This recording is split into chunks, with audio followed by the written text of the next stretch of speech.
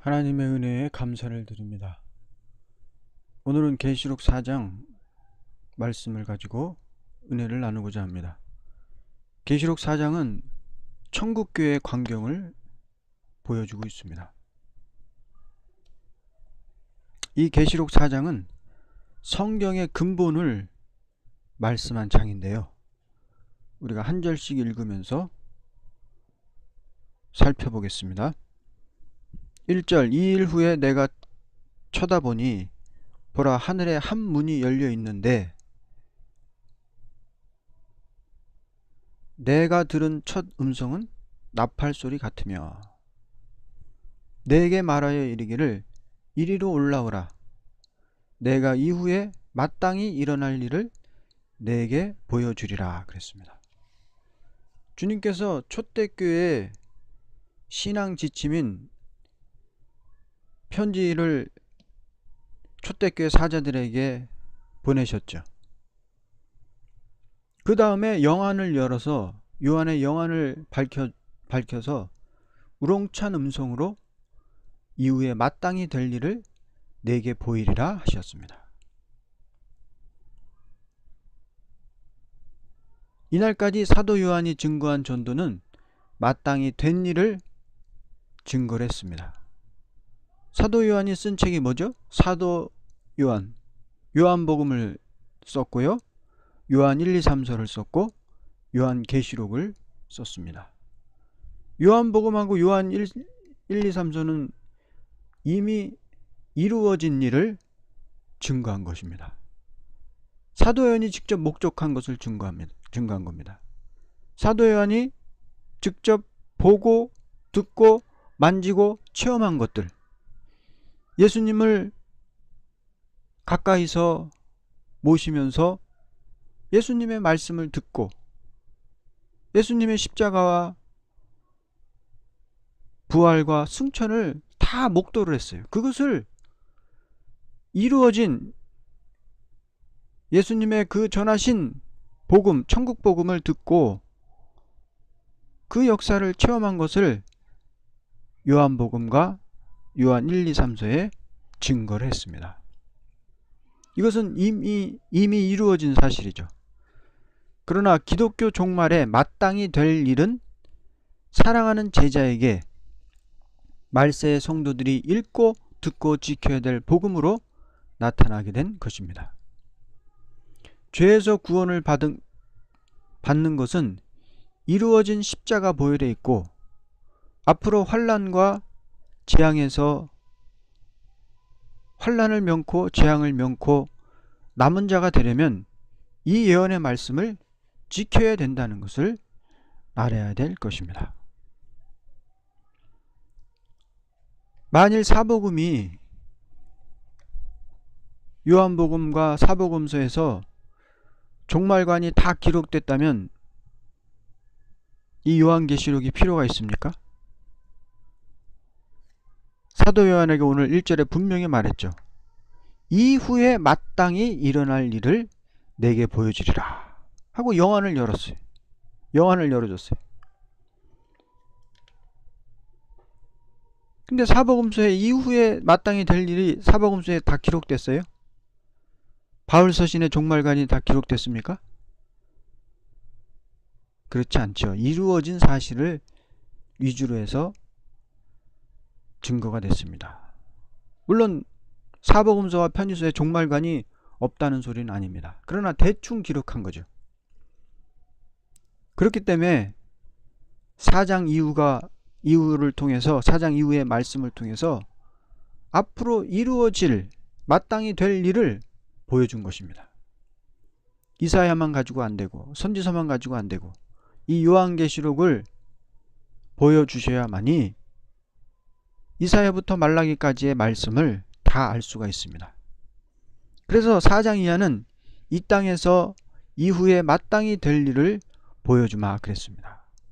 세상 종말을 보여주는 것이 4장 이하의 말씀인 것입니다. 여기서 하늘문이 열렸다. 하늘문이 열렸다는 건 뭐예요? 우리가 지난 시간에 배웠던 빌라델비아의 교회에 대해서 우리가 말씀 배웠죠. 거기서 그랬죠. 빌라델비아에게 항상 열린 문이 있다 그랬어요. 열린 문이 있다 그랬어요. 항상 열린 문이 있는 사람은 하나님과 인간 사이에 교통할 수 있는 문이 영안이 열렸다는 것입니다. 스데반도 순교할 때 영안이 열려서 하늘 보좌를 받잖아요. 그런 영안이 열려서 오늘 이 사도 요한도 하늘 보좌를 보게 된 것입니다. 2절을 보겠습니다. 또 내가 즉시 영 안에 있게 되었는데 보라, 하늘에 한 보좌가 놓여 있고 한 분이 그 보좌에 앉으셨는데, 성신의 감동이 크게 올 때 하늘 보호자들의 풍경을 뚜렷이 보게 됐습니다. 즉시 영 안에 있게 되었다 그랬습니다.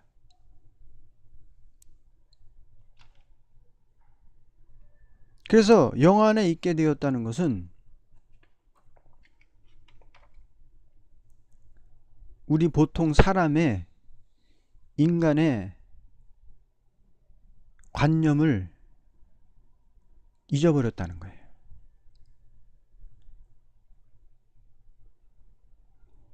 그래서 우리가 이거에 비슷한 말씀을 사도 바울이 또 말했죠. 사도 바울이 고린도후서 12장 2절에서 3절에서 뭐라 그랬습니까? 사도 바울이 삼층전에 올라갔을 때 내가 몸 안에 있었는지 몸 밖에 있었는지 몰랐다 그랬죠. 두 번이나 내가 몸 안에 있었는지 몸 밖에, 삼층천에 올라갔을 때 몸 안에 있었는지 몸 밖에 있었는지 몰랐다 그랬어요. 여기서도 사도 요한이 그런 보통 인간의 관념을 잊어버려서 하늘 보좌를 보게 된 것입니다.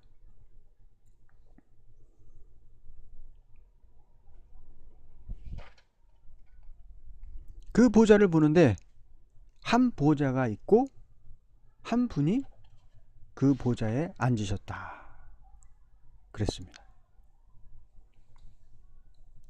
그런데 3절에서는 그 보좌의 모양을 설명을 해주고 있습니다. 앉으신 분의 용모가 벽옥과 홍보석 같으며 그 보좌를 두른 무지개는 에메랄드 같이 보이더라. 그 보좌에 앉은 모양, 앉으신 분의 모양을 설명을 하고 있습니다. 보좌 위에 계신 하나님의 모양은 영광의 빛이 푸른 옥, 붉은 보석 같은 광채로 보였습니다. 또 푸른 보석 같은 빛이 있는 무지개도 나타났습니다. 이후에 마땅히 될 일의 첫째 계시는 여기에 큰 뜻이 있습니다. 마땅히 될 하나님의 역사라는 것은 푸른빛 같은 생명의 은혜 역사도 있고 붉은빛 같은 진노의 심판의 역사도 있는 동시에 불변의 언약인 생명의 언약도 있다는 것을 무지개로 보였습니다. 그러므로 그 계시라는 것은 그 빛 자체도 마땅히 될 일을 중심하는 데서 진리의 표현으로 보여준 것입니다. 자, 여기서 첫째는 첫째 모양이 벽옥 같다 그랬죠. 보좌에 앉으신 분의 모양이 벽옥 같다. 푸른빛을 띤 벽옥 같은 수정의 한 종류인데 푸른빛을 띠는 그런 보석입니다. 그래서 우리가 푸르다는 건 뭐예요? 시편 23편 2절에 푸른 초장이라 그랬고 52편 8절에는 푸른 감람나무라 그랬고 누가복음 23장 31절엔 푸른 나무라고 그랬습니다. 푸르다는 것은 하나님의 은혜를 표현하는 것입니다. 하나님의 은혜의 역사를 표현하는 것입니다. 그리고 홍보석 같다는 것은 그 푸른빛같이 살려주는 능력도 있는 반면에 저주할 진노도 있다는 것을 보여주시는 것입니다. 하나님은 예수 그리스도를 통해서 우리들을 살려주셨죠. 그러나 또 살려주는 것만이 아니라 예수 그리스도를 구원주를 믿지 않는 자를 심판할 수 있는 진노의 심판주의 모습도 있다는 것입니다. 그래서 계시록 6장에 나오는 짐승, 붉은 말, 12장 3절에 마귀를 붉은 용이라고 또 표현했고요. 그리고 마지막 짐승을 붉은빛 짐승이다. 심판받을 짐승을 붉은빛 짐승이다. 그렇게 얘기를 했습니다. 18장 16절에는 붉은빛 옷 입은 여자를 심판할 것이다. 그렇게 했습니다. 그래서 이 붉은빛 입은 여자, 마지막 심판받을 바벨론 세상을, 하나님을 대적하는 바벨론 세상을 붉은색으로 표현을 했어요. 그래서 이 붉은색 입은 여자는 하나님의 심판을 받아서 완전히 없어지죠.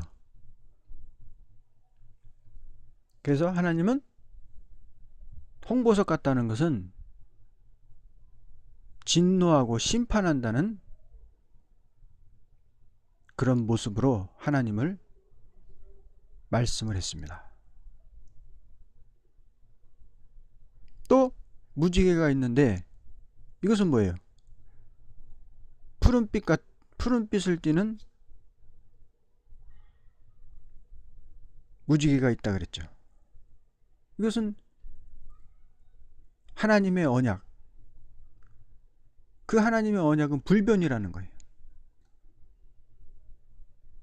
변하지 않고 그 언약의 말씀대로 이룰 것을 무지개로 보여주셨습니다. 무지개는 뭐예요? 노아에게 창세기 9장에 그랬죠. 다시는 홍수를 통해서 세상을 심판하지 않겠다. 약속으로 무지개를 주신 거예요.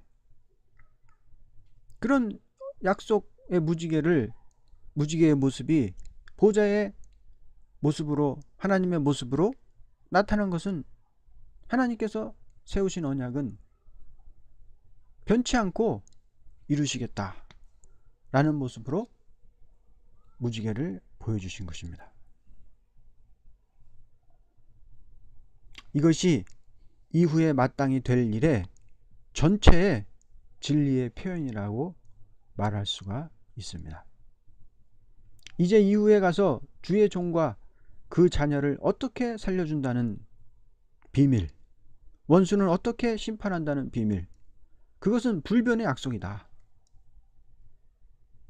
푸른빛은 하나님께서 주의 종과 자녀를 어떻게 이제 살려주는 역사를 하는데, 어떻게 살려준다는 것을 다 말씀을 했고, 또 하나님은 진노하시는 하나님, 심판하시는 하나님이신데, 붉은 보석같이 광채를 발하신다는 것은 심판하시는 하나님이신데, 앞으로 원수를 어떻게 심판한다는 비밀을 다 사도 요한을 통해서 가르쳐 주셨어요. 그리고 그것은 불변이다. 무지개를 딱 나타나시면서 보좌에서 무지개를 딱 나타난 것은 나는 끝까지 변치 않고 이 약속을, 이 언약을 지키실 것이다 라고 이 보좌를 통해서 하나님께서 알려주시는 것입니다. 4절을 보겠습니다. 또 그 보좌 주위에는 24 좌석이 있는데 내가 본 그 좌석들에는 흰옷을 입은 24 장로가 있고 그들의 머리에는 금으로 만든 면류관을 썼더라. 자, 24 장로가 나옵니다. 보좌에 둘러서 24 보좌에 24 장로가 앉아 있는데 흰 옷을 입었어요. 흰 옷은 뭐예요? 속죄 받았다는 거예요. 그리스도의 피로 속죄 받아서 깨끗하게 되었다. 그래서 흰 옷을 입었습니다. 면류관은 또 면류관을 썼죠. 상급을 뜻하는 것입니다. 이것은 하나님의 역사라는 것은 위에서 정한 뜻이 땅 위에 이루어진다는 것이 요점이니, 하늘에서 이루어지는 데는 장로회에서 땅 위에 있는 성도들의 모든 기도를 통하여 이루어질 일을 총결제를 내는 기간이다. 계시록 5장 8절에서 10절을 참고하시기 바랍니다. 왜냐하면 성도의 주권은 행한 대로 왕권을 받을 주권이기 때문입니다. 자, 여기 24 장로가 나오죠. 계시록 5장 8절에서 10절을 한번 보겠습니다. 그가 그 책을 취하니 네 생물과 24 장로가 각각 하프와 향으로 가득한 금후리병들을 가지고 그 어린 양 앞에 엎드렸으니 그 향은 성도들의 기도라. 이 24 생물과 24 장로가 금후리병을 가지고 어린 양 예수님 앞에 엎드렸어요. 근데 그 호리병 안에는 뭐가 들었냐? 성도들의 기도가 들었단 말이에요. 기도를 가지고 어린 양 앞에 엎드린다는 것입니다. 이것은 뭘 말하는 거냐? 24 장로가 이런 일들을 하는 거예요. 이 24 장로는 하는 일이 뭐냐면, 우리 세상의 그리스도인들이 행하는 일을 하나도 잃어버리지 않아요. 잊어버리지 않아요. 그리고 그 행한 대로 갚아주시기 위해서 계산하는 분들이에요. 그래서 이 땅에서 우리가 형제를 위해서 기도하는 것, 연보하는 것, 전도하는 것, 봉사하는 것, 예배드리는 것, 그의 모든 선한 행동들, 형제를 위해서 냉수 한 그릇 떠준 것까지 전부 계산해서 그것을 가지고 어린 양 앞에 보고를 드리는 거예요. 어느 성도가 이런 일을 했습니다. 어느 성도가 이렇게 기도를 했습니다. 그럼 그것을 다 받아요. 하늘에서 받아가지고 계산해가지고 하나님 앞에, 어린 양 앞에 내어놓으면은 어린 양 되시는 예수님께서 이제는 그것을 가지고 그 뜻대로 이루어 주시기도 하고 상급을 주시기도 하고 행하시는 것이 이제 어린 양과 내 생물이 하는 일입니다. 그러니까 이 땅에서 표현을 하면은 24 장로는 우리나라로 표현하면 국회 같은 기관이에요. 국회 같은 기관에서 입법부 같은 그런 일을 하는 것이고, 내 생물은 행정부 같은, 행정부의 장관 같은 일을 해서 국회에서 이제 정한 일을 갖다가 집행하는, 우리나라도 그렇죠. 국회에서 무슨 법을 통과시키면 그것을 국무회의를 열어서 대통령과 장관들이 국무회의를 열어서 결정을 하면 그 법대로 집행을 하잖아요. 그와 비슷한 겁니다. 똑같지는 않지만 그 비슷한 거예요. 24 장로가 그렇게 결제를 올리면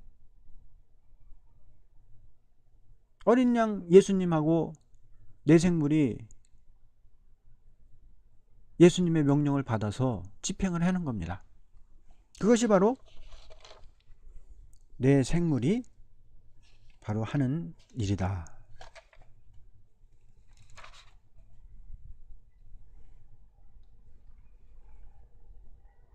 5절입니다. 그 보좌에서는 번개들과 천둥들과 음성들이 나오고 보좌 앞에는 7 등불이 불타고 있었으니 그것들은 하나님의 7 영이라 그랬습니다. 하나님의 보좌로부터 번개와 음성과 내성이 나온 것은 진노의 형편을 보여주었습니다. 보좌 앞에 7용을 또 보여줬죠. 7용의 역사는 뭐냐? 7용의 역사가 등불이 타고 있다 그랬죠. 등불이 타고 있다고 표현한 것은 종말의 완전 역사가, 종말의 역사는 완전한 역사를 하신다 라는 것을 보여주고 있습니다. 그래서 7이라는 것은 뭐예요? 완전하다, 완전하게 역사한다. 7이라는 숫자는 완전한 숫자죠. 그래서 완전한 역사를 하시는 성령이시다. 완전하게 역사하시는 성령님이시다. 마지막 때 성령님의 역사는 말세의 종들에게 이 7용을 부어주셔서 완전한 역사를 하신단 말이에요. 왜? 이제껏 하나님의 모든 경륜이 맞춰지고 결말을 지어줘야 되잖아요. 하나님의 뜻을 다 완전히 이루는 때가 마지막 역사 아닙니까? 그렇기 때문에 완전한 역사를 하신다. 그래서 7용의 역사를 그렇게 표현을 했습니다. 그래서 7은 완전성을 가지신 하나님의 수를 가르친 것입니다. 이제 6절을 보겠습니다. 보좌 앞에는 수정과 같은 유리바다가 있고 그 보좌 가운데와 그 보좌 주위에는 앞뒤로 눈이 가득한 네 생물이 있더라. 자, 보좌 앞에 수정과 같은 맑은 바다가 있습니다. 이것은 창세기 1장 7절과 대조하면 짝이 맞는데요. 피령코 바다에 물의 한계가 있다는 것을 알 수가 있습니다. 보좌 가운데와 주위에 네 생물이 있어 앞뒤에 눈이 가득하다 라고 한 것은 하나님의 지배를 받는 네 생물이 통찰력이 있다는 거예요. 눈은 뭐 하는 겁니까? 보는 거죠. 눈이 보는데 안팎으로 눈이 가득했어요. 눈이 하나가 아니에요. 그래서 이거는 통찰력이 있어요. 모든 것을 다 보는 거예요. 못 보는 게 없어요. 우리 인간은 보는 것도 있고 못 보는 것도 있죠. 눈의 시력적인 한계도 있고, 그렇기 때문에 못 보는 것이 더 많죠. 그러나 내 생물은 다 보는 거예요. 빠짐없이 다 보는 거예요. 그래야만이 온전히 집행을 할 수 있겠죠. 어린 양의 뜻을, 하나님의 뜻을 집행해 나가려면은 통찰력이 있어야 되거든요. 그래서 앞뒤에 가득한 것은 통찰력을 보여줬습니다. 하나님께서 모든 삼라만상을 움직이는 활동도 생물체의 힘에 있고 모든 사정을 통찰하는 것도 내 생물에 있는 것입니다. 자, 보좌 앞 궁창에 물이 있다. 보좌 앞에 수정과 같은 맑은 바다가 있다. 물이 있다. 그랬습니다. 그러면 하늘나라에 물이 있어요?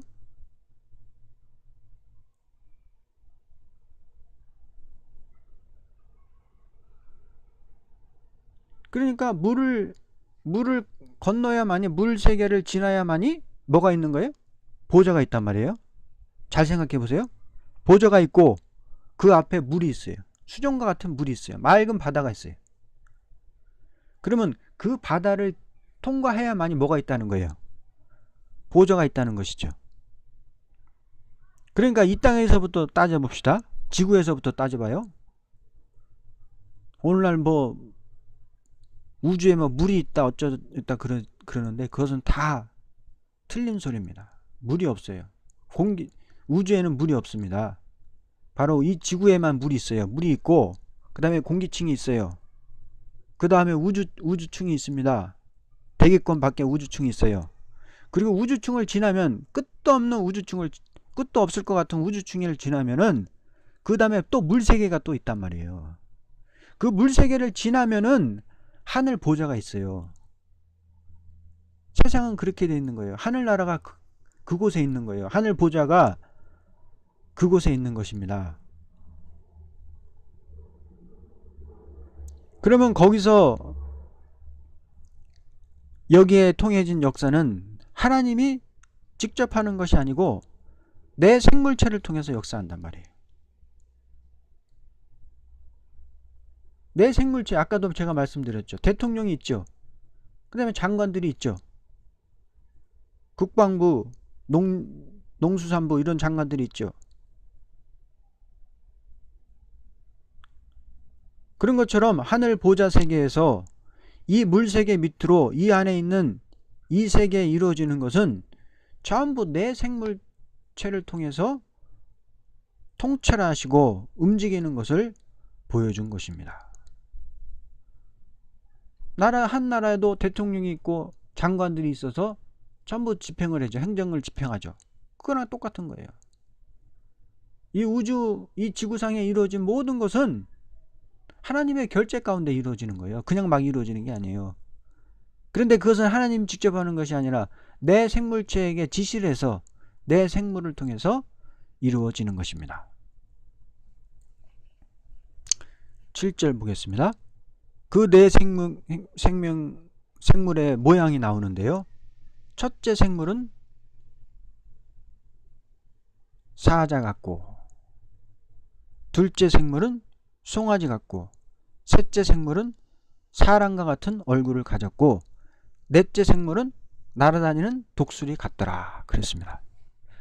생물의 모양이 사자, 송아지, 사람, 독수리로 나타난 것은 모든 움직이는 동물의 지배권을 뜻했으니 사자는 들짐승 중에서, 소는 가축 중에서, 사람은 만물의 영장으로, 독수리는 나는 새 중에서 대표적인 모양이 보여진 것은 모든 생명체의 활동을 움직이고 있다는 것을 보여준 것입니다. 각각 6날개는 뭐냐? 하나님의 지배를 받는 세력을 뜻했습니다. 안과 주위에 눈이 가득한 것은 하나님 편이나 인간 편이나 다 관계된 통찰력인데, 하나님의 알파와 오메가를 뜻한 것은, 하나님의 알파와 오메가를 이 내생물이 노래한 것은 하나님의 경륜과 작정 아래 이루어지는 일에 대한 책임감을 뜻했습니다. 자연계 자체에 힘이 있는 것이 아니에요. 새 한 마리가 날아다니는 것도 그 자기 힘이 아니고 들에 짐승이 있는 것이나,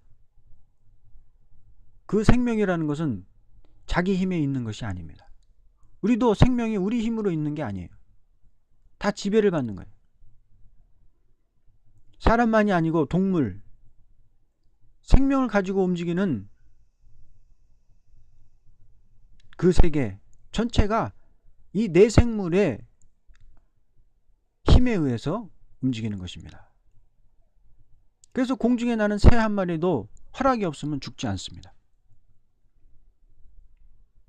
그러니까 사자 모양, 독수리 모양, 사람 모양, 송아지 모양 이렇게 됐는데, 그것이 움직이는 아래서 지구 안의 모든 생물들이 움직이고 있는 것입니다. 사람도. 그런데 전에나 지금이나 장차되는 것 전체가 그것이 하나님의 경륜 가운데서 생물체가 움직이고 있다. 사람이 태어나서 죽는 것도 다 하나님의 경륜 가운데, 예정 가운데 있어진다. 내생물에 대해서는 다음 시간에 더 자세히 공부하겠습니다. 감사합니다.